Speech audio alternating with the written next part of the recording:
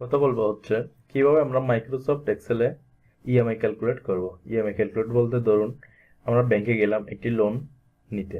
এখন লোনের অ্যামাউন্ট আমরা বলবো, আমাদের লোনের অ্যামাউন্টের উপর ভিত্তি করে ব্যাংক আমাদের উপর একটি ইন্টারেস্ট চার্জ করবে এবং আমাকে একটি নির্দিষ্ট সময় দিবে। তাহলে এখানে দেখতে পাচ্ছেন interest rate 10%, number of years 2, তার মানে 2 বছরের মধ্যে আমাকে লোনটি পরিশোধ করতে হবে। তাহলে এগুলোর উপর ভিত্তি করে এই যে আমার মান্থলি ইনস্টলমেন্ট এটি বের হয়ে গিয়েছে। তাহলে এটি আমরা নিজে নিজেও বের করতে পারবো।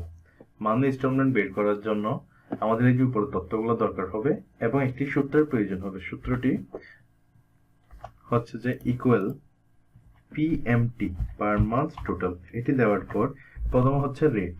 তাহলে রেট হচ্ছে আমার 10%। এখন আমার কাজ হচ্ছে 10%, এটি হচ্ছে আমার বাৎসরিক সুদ। আমি যেহেতু মান্থলি ইনস্টলমেন্ট দিব, এটিকে আমার মাসে পরিণত করতে হবে। তাহলে 12 মাস সমান 1 বছর, ভাগ 12।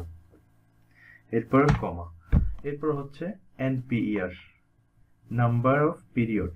তাহলে নাম্বার অফ পিরিয়ড হচ্ছে আমার 2 বছর। তাহলে 2 বছর এটিকে আমি গুণ করব হচ্ছে 12 দিয়ে, অর্থাৎ আমার 12 মাস সমান 1 বছর।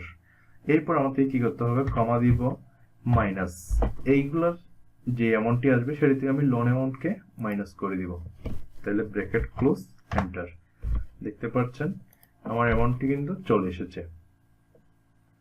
এটি হচ্ছে আমার মান্থলি ইনস্টলমেন্ট। এখন যদি আপনি চেক করে দেখতে চান তাহলে দেখেন আমি এখানে দিব ইকুয়াল, এই যে আমার মান্থলি ইনস্টলমেন্ট ইনটু 12, 12 মাস আমি কত পে করছি। তাহলে আমার 12 মাসে আমি পে করছি হচ্ছে 2,76,000 এবং ইকুয়াল, এটি হচ্ছে আমার বাৎসরিক পেমেন্ট করছি ইনটু 2 বছরে কত পেমেন্ট করছি। তাহলে দেখতে পাচ্ছেন 5,53,000 সামথিং চলে এসেছে, অর্থাৎ আমার 5 লক্ষ টাকার উপর 53,000 সামথিং আমাকে ইন্টারেস্ট পে করতে হবে। আশা করছি আপনারা ব্যাপারটি বুঝতে পেরেছেন।